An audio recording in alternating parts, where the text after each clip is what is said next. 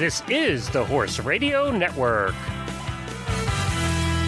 This is episode 50 of the Stable Scoop Radio Show on the Horse Radio Network, chatting with Jane Savoie. Please support our sponsors as they make this show possible. Equestrian Collections brings the whole universe of equestrian shopping to your fingertips. Visit them at equestriancollections.com.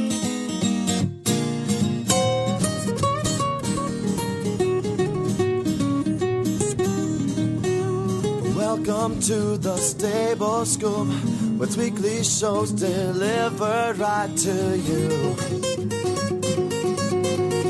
With Helena and Glenn the Geek, live from the stable, it's every week. They bring you the news through hail or high water, while using their tails as their own fly swatters. So sit on down and laugh till you poop, cause it's time again for Stable Scoop. Stable Scoop. Stable Scoop. Stable Scoop. This is Glenn the Geek. And this is Helena B., and you're listening to the Stable Scoop Radio Show on the Horse Radio Network. Well, Helena, it's we're back again, another week. We are back again. And do you know that we're only 2 weeks away from our first anniversary episode of the Stable Scoop Show? And we have a special show planned. It's actually going to be just kind of fun for you and I, reminiscing and getting some old voices that we've heard in the past. And I think it's just going to be a good time. It's going to be a great time. I'm interested in hearing... Geez, I cannot talk today. I can't wait to talk to Jane, because I think just talking to somebody like Jane would put me in a good frame of mind. There you go. Well, what was I going to say? I was going to say something about... What show are we doing? Oh, that's it. I think I've just hit the wall. Yeah, that's it. You did hit the wall. Jeez, what's going on up there in Boston? Well, I did want to say that if you would like to be part of the 52nd episode, the one-year anniversary show coming up in 2 weeks, you can leave us a voicemail and we'll play it on the air. Tell us what you think. If there was an episode that we especially want to know the episodes that you really enjoyed. And I have to tell you, Helena, on the eventing radio show last week, we had Amy and Greg Tryon. And what a fun... If you haven't had a chance to listen to it, take a listen to it. They were so much fun. And, of course, Greg was on with us during the Horse Husbands episode. That's right. And we just had a great time. They're such a great couple, and they just opened up, and they had a good time, and they were laughing, and it was just a good time. And you can listen to that at eventingradio.com, that episode. But it was... If you would like to be on our show, just go to stablescoop.com, hit the contact link at the top of the page, and our voicemail line number is there. Give us a call on our voicemail line, leave us a voicemail, and we'll play it on that 52nd episode. We'd love to hear from you. But I'm just looking forward to that. I'm going to put together some special audio for you, so that should be fun too. So it should be a lot of fun, and I can't believe it's been a year since you and I just talked about doing a silly little show. It zoomed by. It zoomed by. I have to say, and maybe we should. I want to save this conversation for the actual 1 year anniversary show. But I have never had so much fun working. I know. It's fun. So that'll be the theme for the show. That's right. How much fun this really is. That's correct. And, you and I, we've gotten to talk to some fascinating people that we would have never gotten to talk to if we weren't doing this show. And just thank God there's actually people out there listening, and we have listeners now in 26 countries. Well, that's the thing. And again, I could go on and on about this right now, and there's people who we hear from folks who say, I was on my way to a show and it was like a 4-hour drive and we were in the truck and oh my gosh, how fun it was to listen to Stable Scoop the whole way down. Or, I listen to you when I'm, mucking my stall or running or walking. That is such a nice thing to hear, that people actually listen to us, enjoy the back and forth chatter, the information. I wonder how many people listen to us to help put them to sleep at night. That's my question. We haven't heard from the insomniacs yet about what a good tranquilizer this is. And the heck with Common Cool. We really have only gotten in the 1 year we've only gotten one piece of hate mail. That's true. That is true. And it was after our first episode, I think. That's right. So hopefully we've gotten better. Well, we have a great, fantastic guest today, and we need to get to our guest because we recorded this interview earlier. Yeah, we did record this interview earlier. We were so lucky to be able to get her on the air, and then to be able to spent 45 minutes with her, and it just flew by, and we think it will for you too. And we're just not going to tell you who that is till after this commercial break for Equestrian Collections, and then we'll tell you who it is because you're not going to want to miss it. We just had a great time with her. Equestrian Collections brings the whole universe of equestrian shopping to your fingertips at a price you can afford. They have a huge website with a ton of stuff. We know that the Stable Scoop Show has a varied audience. We have many people who are in many different disciplines who have no discipline at all and just have horses and ride for fun. No matter who you are in the horse world, you can find something you need and want and should have from Equestrian Collections. You go to their website, and they have so many different ways to search. It's one of the neat things about their website is there's just so many different ways to search for what you want. And they give you a multitude of options. It's a lot different than when Helene and I first started our websites back in the 90s when there wasn't even a search function on the website. You pretty much just had to try and figure it out. And the search never worked when you used it. That's years ago, Helena. That brings back memories, huh? Yeah, let's leave those buried. Well, Equestrian Collections is doing something fantastic for our Stable Scoop listeners now. They're offering a coupon for $10 off any order of $120 or more. All you have to do is use the promo code StableScoop. When you go through the checkout, where it asks for a promo code, just put in StableScoop, all one word, and it'll give you $10 off your next order. Actually, I think any order over $120 or more. So next time you need to buy a couple of items, check out Equestrian Collections first, and you'll save money to begin with, and you'll save even more because of Stable Scoop. And we appreciate them offering that to our listeners. You can visit Equestrian Collections at equestriancollections.com. They put the whole world of equestrian shopping at your fingertips at a price you can afford. All right, Helena, the suspense has been killing them. Now tell them who we're having on here. We have today Jane Savoie. Jane is one of the most recognized names in dressage. She's been a member of the United States equestrian team and has competed for the U.S. in Canada, Holland, Belgium, France, and Germany. Jane was the reserve rider for the bronze medal winning Olympic dressage team in Barcelona, Spain. She's been long-listed by the USET with several horses and has won 9 Horse of the Year awards and 3 national freestyle championships. Jane is well known as a coach, rider, speaker, and, of course, her competitive accomplishments. She was the 1996 and 2004 Olympic dressage coach for the Canadian 3-day event team in Atlanta and Athens. I mean, these accomplishments are just racking up. Yeah, I mean, they do. This goes on, and I'll continue. But, I mean, hello, wouldn't you be excited anyway? That's right. Jane Savoie. So she's also coached several top dressage and 3-day event riders in their preparations for the 2000 Olympics. And while in Sydney, she helped rider Sue Blinks secure a bronze medal for the U.S. dressage team. Miss Savoie has written 5 books that have been published both in the U.S. and abroad, and her best-selling sports psychology book, That Winning Feeling, is in its 9th printing and has been translated into several languages. This woman totally rocks. Yeah, I mean, she's doing a lot more now in the education, and she has a very interactive websites. She truly gets new media, I'll tell you that. Yeah. She actually does a podcast too, and we'll talk to her a little bit about that. She just gets it, and she's very dynamic, and we just had a great time, and we want to share that with you right now.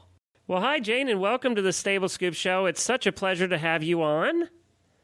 Well, I'm delighted to be here, Glenn. Well, you know what's interesting too is we could have you on any number of our shows. We have the eventing radio show and the dressage radio show, and you've been involved in almost all of those. So, I mean, We really could have you on. I know Chris was a little bit jealous. I think Chris Stafford, my co-host for the eventing radio show, and she's also the co-host on the dressage radio show with Heather Blitz.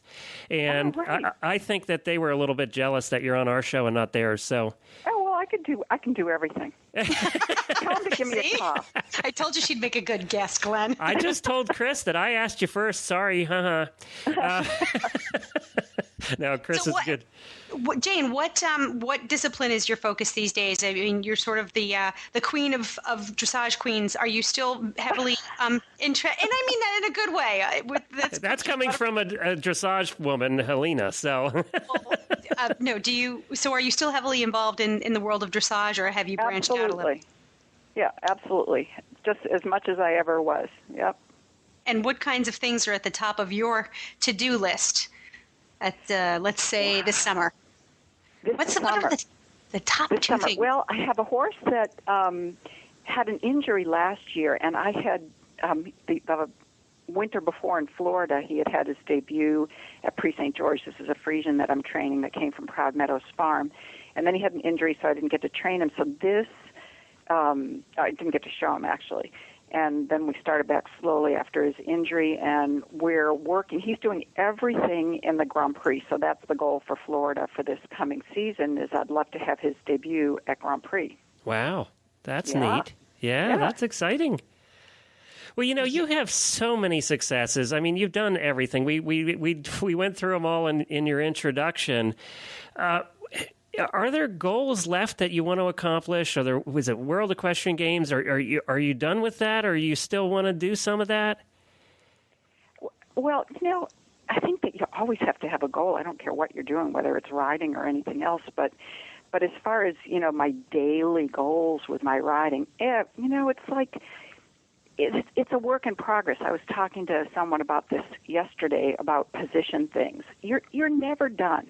You're never done working on your position. You're never done learning. And that's what's so cool about what we do, is that it's a lifelong learning process. So it's great. So I'm always picking away at my position, just like everybody else. I'm asymmetrical, and I sit a little bit crookedly. And so I'm always working on these things and trying to become straighter and more aligned so that my aids are more effective, and getting the feedback from the horses so that I learn lessons from the horses as far as just being a better rider. It's just something that you can do forever. So, as far as my daily goals, yeah, for sure, I have those kinds of goals. And then I guess, the big complaint that I hear from years and years of traveling around the country and doing clinics is no matter where I go, it's really interesting. No matter where I go, people say, well, there's nobody in this area. I can't understand how there can be no one in every area. There's nobody in the country, huh? Nobody in the country. There aren't any trainers in the country. So, and the thing is, I try to go to as many different areas as I can. I think at this point, except for Hawaii, I've been to every state in the United States and some other countries as well, giving clinics. But that means that I'm not able to do much follow-up as far as going back into an area a second or third or fourth time. So what I've been focusing on are producing home study type courses so that people who are in Montana or in areas like that where they really don't have access to training can have some kind of system that they can follow so that they can get some guidance even though they don't have clinicians coming in on a regular basis. So that's, besides my own riding goals, that's what I'm focusing on between the home study courses and this online coaching site that I started called Dressage Mentor.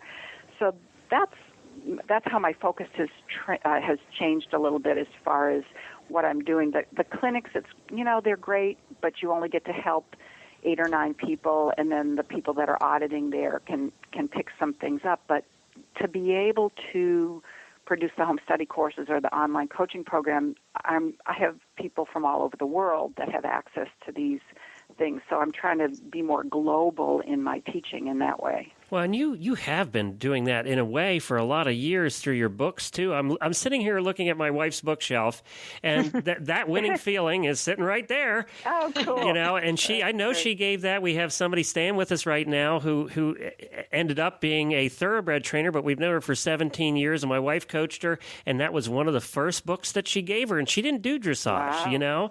And I think that your books are really cross-platform. They're and especially a winning attitude, which I wanted to get in a little bit with you too, the mental side, because that's something that fascinates both Helena and I, the mental side of riding.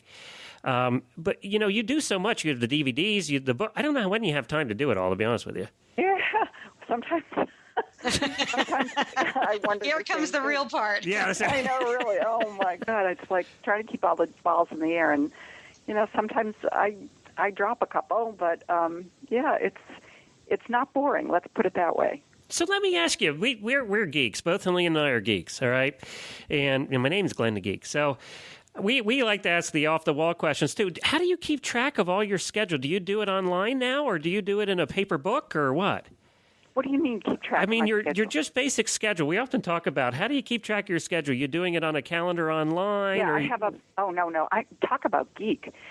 I'm a geek too, but I'm a computer geek. I just have barely learned how to do email in the last 2 years. And I think it was 5 or 6 years ago I didn't even know how to turn on a computer. I'm just like. And now you're twittering. I know, but see, like I really don't even know what to do with that. It's just I'm just learning all this stuff. But I'll tell you how I got started with computers, and then I'll answer the calendar question. All right. That book, That Winning Feeling, that was the first book that I wrote. And I wrote it on a manual typewriter. And I don't know how to type either, so I'm a 2-finger typist. Actually, I'm a 4-finger typist because I use 2 fingers on each hand, but I have to look at the Well, you got me beat by time. 2 fingers. Well, there you go. And so anyhow, and you know how in the computers now they say cut and paste? I literally cut and taped the things together, the pieces together when I was reorganizing stuff, and then had to retype manually. So when I did my second book with my publisher, Trafalgar Square, part of the contract with them is they said that I had to get a computer.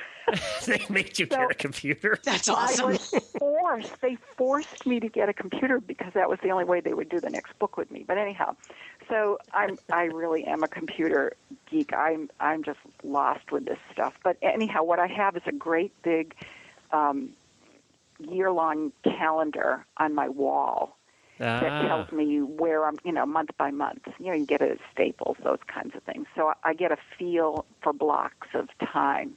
And then I do actually block out sections of time. For example, I have a new product that's coming out called Freedom from Fear, Strategies to Help Equestrians Squash Their Fear Gremlins. And I really wanted to get that done. And so a lot of my other stuff, I blocked off this time. I finished everything that I needed to do that was just screaming for attention before June. So I had a good couple of months that I could totally focus on finishing the CDs and the DVDs for the Freedom from Fear program. And now I've finished that, and it's in production. Is that going to be a video production? It's 7 audio CDs. Okay. With all, I'll tell you more about that in a second, but 7 audio CDs and 3 DVDs. And it includes the 2 things that I do. One is the mental aspect of, in this particular case, fear and dealing with fear. And the other part of it is actual riding techniques to help you feel that you have more control over your horse, because if you have better communication and better control, then you're going to feel safer and you're going to be less fearful. So there's both riding technique as well as the sports psychology aspect. So I really blocked off a couple of months to just, I still did other stuff, but that was my primary focus. Now that is finished, like I said, and at the Fulfillment House. And then I thought, I actually, on Facebook, I said to somebody please slap me and stop me, because I can't stop myself. She sounds like me. Well, here's what I did. One of the techniques, as far as making your horse safer and having better communication, is to know how to connect your horse, how to put him on the bit. So I thought, okay, I'm going to write an ebook with tips on putting your horse on the bit. And I'm going to give it away as a free bonus with the Fear program. So that's what I've been driving myself nuts doing these last 2 weeks, is doing this ebook. All right, Helena, this is a woman that just said she started computers 2 years ago, and she's writing ebooks to go with her DVD set. Well, Yeah, that's why she is who she is. I'm doing it on Word, and I had to Google, and I haven't done it yet, but I had to Google how you turn Word into a PDF thing, because I haven't gotten that far. Hey, no, that's not everybody knows how to do that. Yeah, so Oh, really? we'll forgive you on that one. Yeah, that's not for the light. We'll keep your geek credentials there so far. Yeah. Yeah. So, once I get to the point that I actually have to, get it in a form where people can, I can deliver it electronically and they can read it, then I'm going to need some help with that. But the writing I can do. Well, that's great. You know what's so interesting about this, Jane? We talked to, we've interviewed hundreds of people for the shows with Horse Radio Network over the past year. And one of the things that I always find fascinating, and you can tell in their voices, you are so excited about what you're doing currently. You sound like you're going to the World Equestrian Games tomorrow with your horse.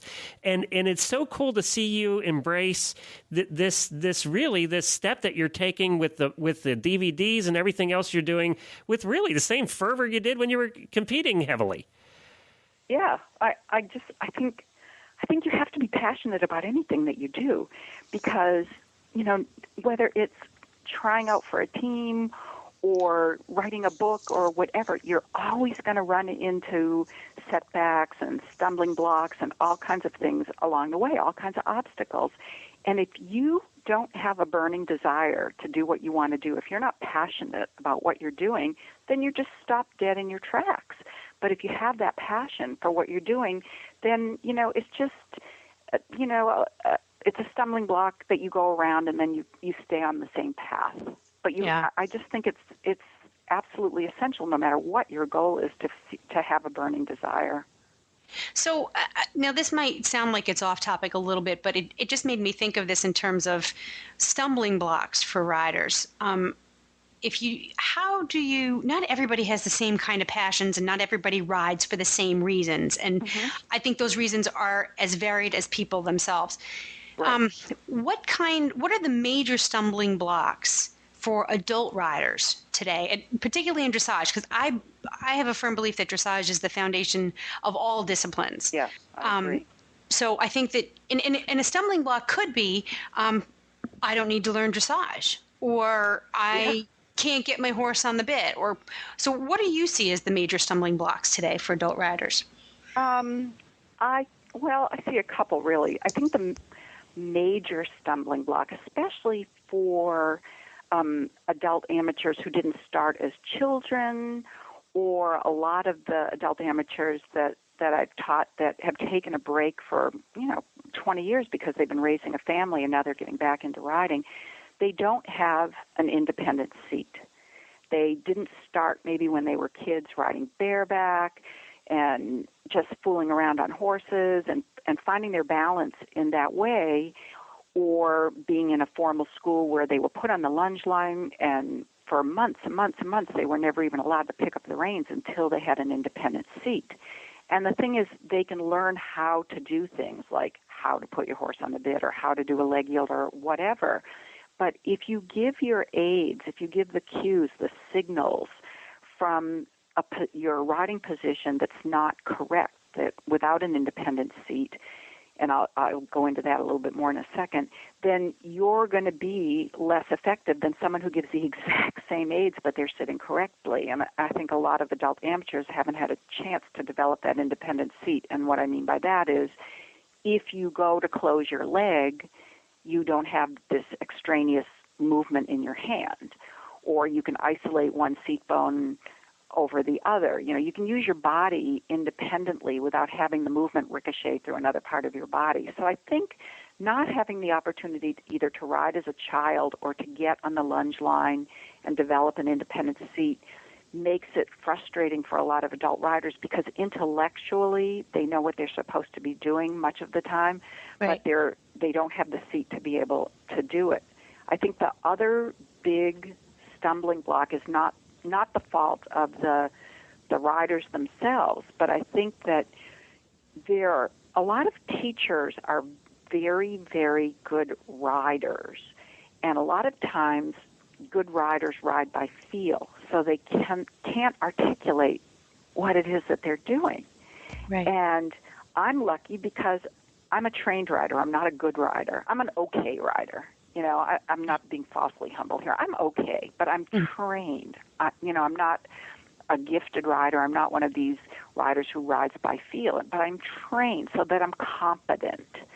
And so because I don't ride by feel, my whole learning process, it's very left brain. I break things down into formulas, and I teach people cause and effect. Like if you do this on this rein, you have this result, or if you do this with this leg, this is the result it has in the horse. Or my friend Sue Blinks calls what I do, sometimes she calls it recipe riding. You add a cup of this and a pinch of this and a dash of that, and you mix it all together, and then you have shoulder in. And so what I do, I think, for the adult amateurs who don't also ride by feel, they're not innately gifted as well, they're just trying to learn technique, is I break it down into step 1, step 2, step 3, add all these things together, and this is the result. And so for a lot of the adult amateurs who haven't had the opportunity to have things broken down into formulas, they're frustrated because they know what it should look like, but they don't know how to create it. Right. Now, have you ever encountered the reverse, where you have a rider who is naturally gifted, who does ride by feel, and then has challenges fitting that natural feeling into the technique they know they should be putting together? Yeah, I've had that actually, not a lot, but enough of the time. And, I have great relationships with a lot of the trainers, like, for example, Sue Blinks and the owner of the barn that I'm up at in Vermont here, Ruth Polson. And both Sue and Ruth are very right-brained. They really ride by feel. And a lot of times we kind of exchange students. Like if I have someone who comes to me and I know they're primarily a right-brain learner, I'll encourage them to go and ride with Sue or ride with Ruth, and vice versa. As far as, getting back to what you said about putting a horse on the bit, Sue, it doesn't matter who she's had over the last 20, 25 years, who she's had as a working student. She will always send the person to me for the lesson on how to put the horse on the bit. Because although Sue and I have worked together for decades, she knows that I can articulate it better than she can. She can ride it, but I can articulate it.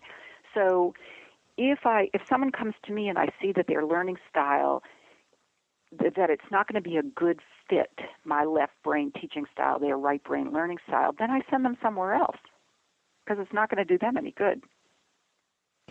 You didn't like that answer. No, I guess I wasn't prepared for it, but I like it very much because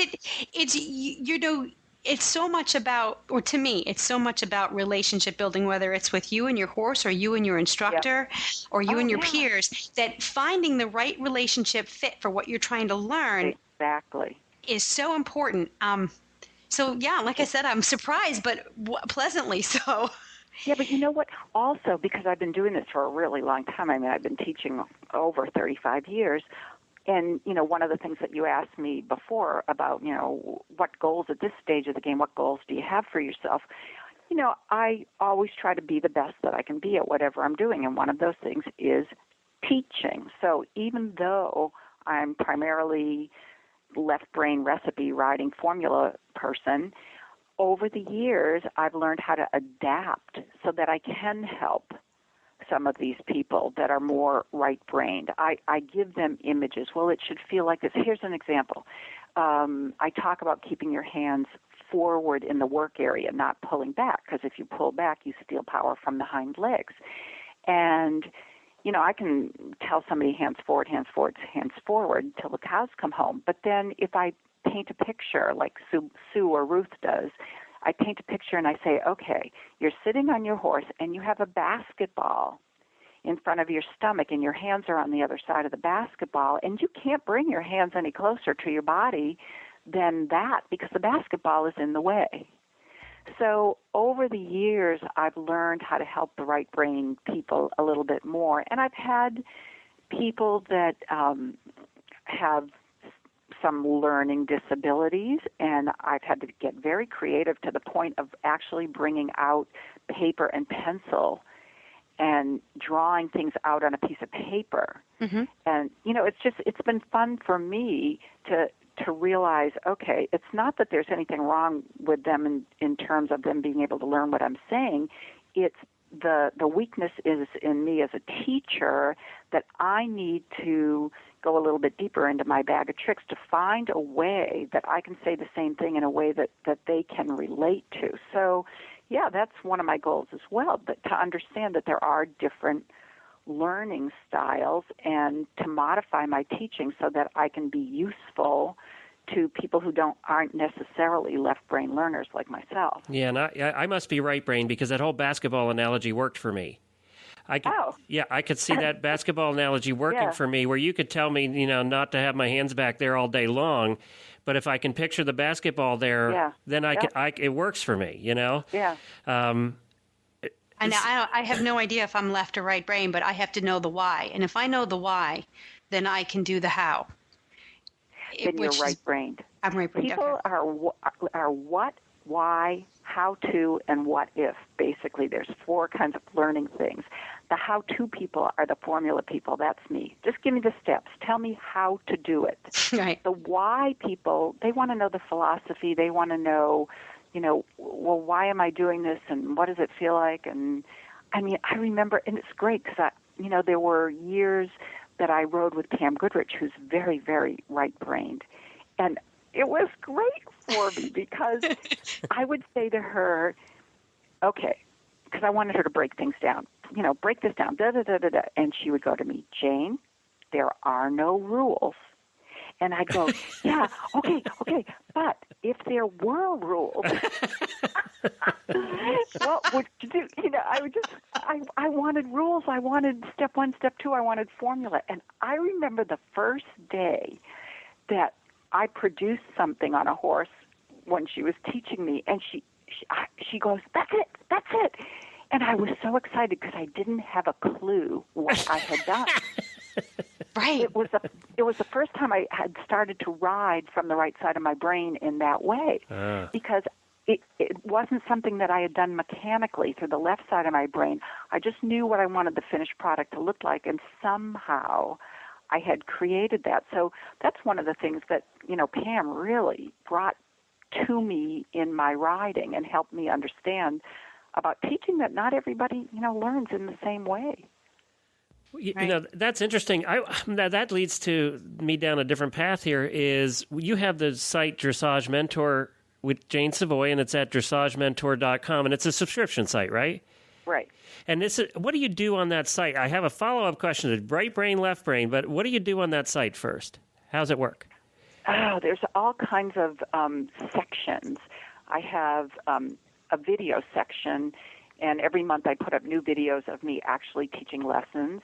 And I also have bonus videos. And I asked my subscribers, I said, look, some of these bonus videos are old VHS tapes that I've had to convert, so the quality is going to be really, really terrible. I can put them up as bonuses. Do you want to see them? And everybody's like, yeah, because what they are they're old tapes of me competing or taking a lesson with somebody. There's all kinds of things. So they're happy to see them, even though the quality of the video itself isn't great, but the audio is fine, so they can get a lot of information from that. So I have the video section, and then I have an audio section where every month I do anywhere from 6 to 8 little audios. They run anywhere from 15 minutes to 25 minutes, and they cover, some of them are riding things like tips for test riding, or my horse has too much bend in his neck and shoulder in, and some of them are sports psychology things, how to deal with show nerves, or how to deal with your inner critic. And so I have the audio section, and the most exciting section for me, I actually have 6 or 7 sections, but the most exciting section is something called the hot seat. And in the hot seat, people, they can either send in 3 or 4 photographs, or they can send in a little video up to 10 minutes, and I do a voiceover, and I do a critique on whatever they send me. Yeah, and that's what I was talking about, being able to reach people that are in different parts of the country and the world. In fact, I have a girl from Hong Kong who's been on the site for quite a long time, and she's actually coming next week to Vermont for 5 days. She's coming all the way from Hong Kong. Wow. To ride for 5 days. Well, that would be fun for you, too. Yeah. But she's been on my hot seat. And then every month I have articles that I put up, and I keep everything up so it's like a library that people can go back and refer to. And then I have interviews with experts, and I have experts in all kinds of different areas. Like I have what is the judge looking for? I have some clicker trainers. I have my horse dentist Jeff Tucker on there. I have an animal communicator on there. I have all different things that I wouldn't know how to talk about on my own. So I interview people, and actually the interview I did yesterday, it was so fun. Do you remember the sitcom Coach? Oh, yeah. Yes. Okay, so remember Dauber, the kind of dumb guy? Oh, yeah. The big guy. Well, his girlfriend was Judy Watkins, the tall, blonde basketball coach. Yes. Yep. Well, she's a dressage rider. Oh, really? Yeah. She's like 8 foot tall. She's 6 foot tall and really skinny. I hate her. Just put her on a warm blood. She'll look good. Yeah, she's a really good dressage rider. So I interviewed her yesterday for the dressage mentor thing. And then I have the last section is called Ask Jane. And people email me questions. And every month I usually take about 8 questions, and I answer the questions. I write them out rather than like sometimes if the questions are really long, I do the audio instead because it would be too much to write. But I answer like 8 questions. So and I have a forum. That's the other thing.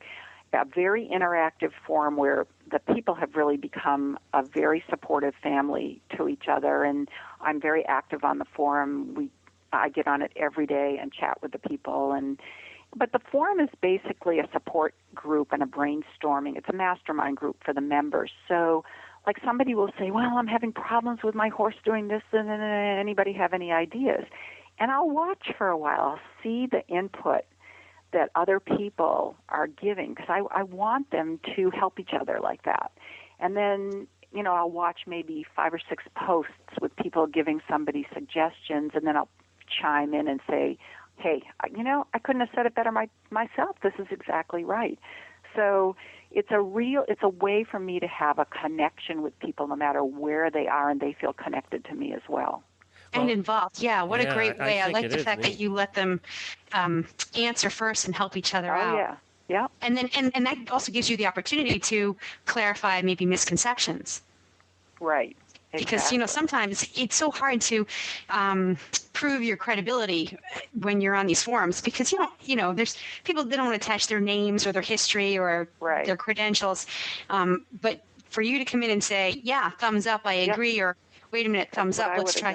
That's fabulous. And you know what I think, what a point where I was trying to get back to when we were talking to left and right brains there. And by the way, it's only $27 a month. That's like a quarter of a lesson. So I know. That's all that stuff. That's pretty cheap, yeah.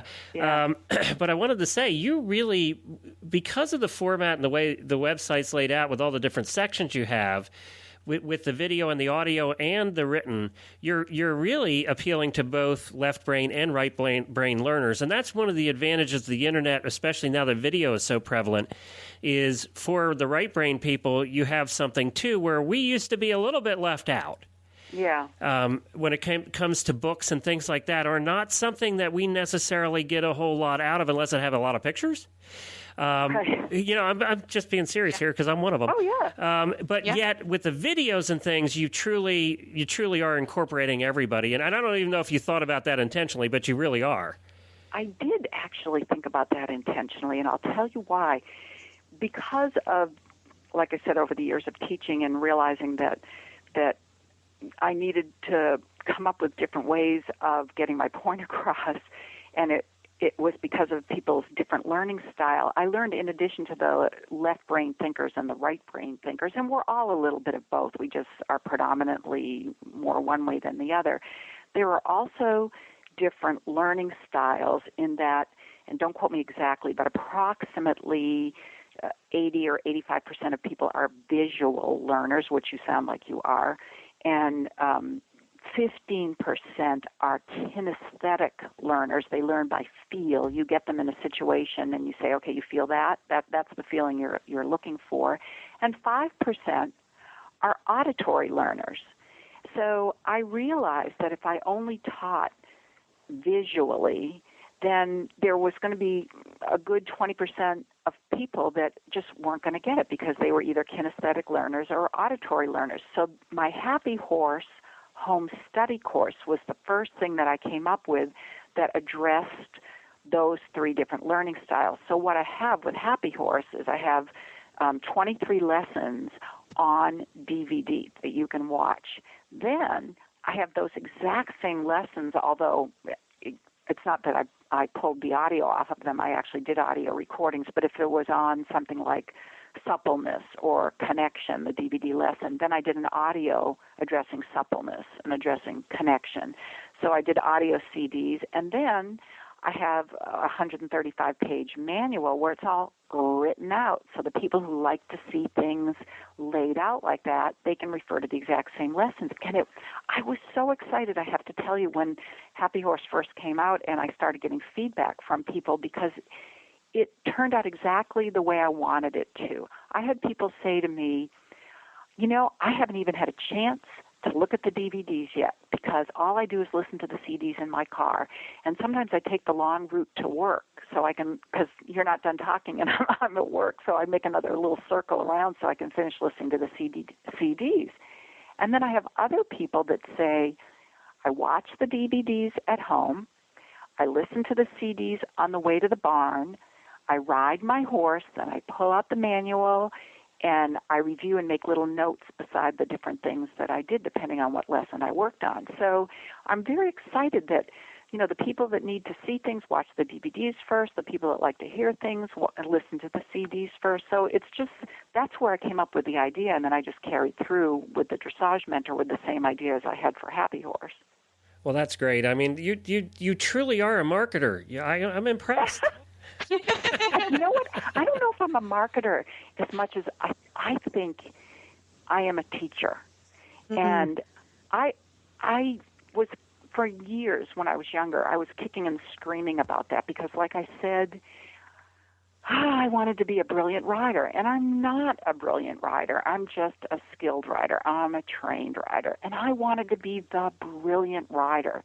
So I was frustrated that I wasn't the brilliant writer. And finally, I realized that my gift is my ability to communicate, my ability to teach. So rather than running down that gift and thinking, okay, that's all you can do, that's what you're good at, and isn't it too bad that you're not a better writer, I finally decided to embrace the fact that that is my gift. I am a teacher. So it's more the teacher part of me that produces all of these things, I think, than the marketing part of me. Well, that brings up a good question, and this is one that always gets me. Earlier you used the word effective writer, and now we're talking about good writing, brilliant writing. How would you define effective writing? Because to me, effective writing is brilliant. Sometimes I say, gee, I aspire to be a brilliant writer, but really what I'm aspiring to is to be an effective writer. How would you define an effective writer? I think that an effective writer is someone that can do, even if they're a technician, like I consider myself a technician because I do understand cause and effect, and I have an independent enough seat that if I want to use my leg or my seat or my rain aid in a certain way, I'm able to do that. So I'm effective. And I am a technician, that I know that if I do such and such, I'll create something else. But because I am a technician and not the brilliant writer, here's a perfect example.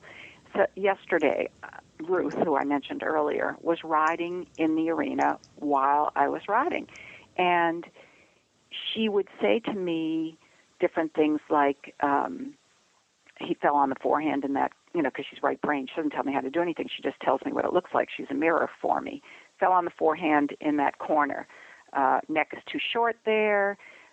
He's rope walking behind in that piaffe. She would just tell me different things. And within one stride, I could change it.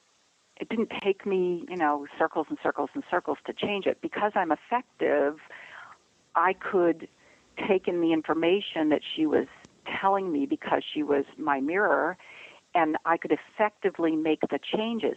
But if she hadn't been there, I wouldn't have made those changes on my own. I would have just merrily gone on my way, doing what I was doing, thinking everything was a hunky-dory. And I think that the brilliant rider can feel that those things are happening, and they can make the corrections and the adjustments without somebody having to tell them what they're seeing. I mean, I remember being in Germany riding with the late Herbert Rabine, who was a complete genius, absolute genius, absolutely was the worst teacher on the face of the earth. So you learned from watching him and from getting on the horses after he rode them, because he just rode by feel. And I was having some difficulties with a canter pirouette in one direction, and he got on my horse and he rode, and for a little while, maybe 10 minutes, I didn't see him do anything dramatic. I got back on the horse, and the base of the horse's neck was, I swear to God, 6 inches wider. He was just pumped up at the base of his neck. He was so through. He was blooming at the base of his neck. And I looked at Mr. Rabine, and I said, you know me, I want my formula. Yeah. I said, well, what did you do?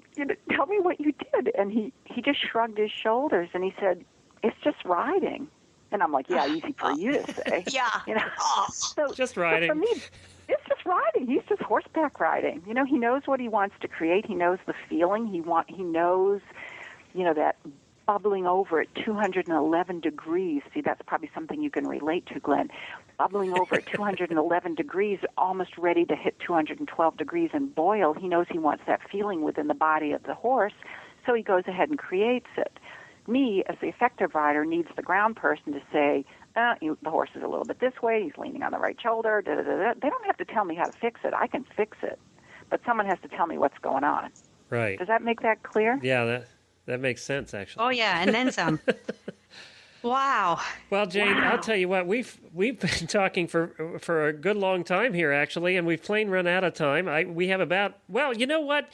You asked me to submit some questions to you, and I don't think we got to one of them, and I apologize for that. But that's okay. We both have ADD also, so we never get to, that's what I tried to explain to you, is that we never get to the questions we plan because we just go off. And right brain and left brain wasn't even on the list. I know. He's right brain. He's left brain. I'm right brain. We're all over the place. That's great. Well, it's been a joy. Will you come back sometime with us again? I would love to. Great. We would love to have you back. And, of course, Chris will probably be calling you to get you over on the Dressage Radio show also sometime, I'm sure. All right. And I know you know Chris from a long time ago. So Yep.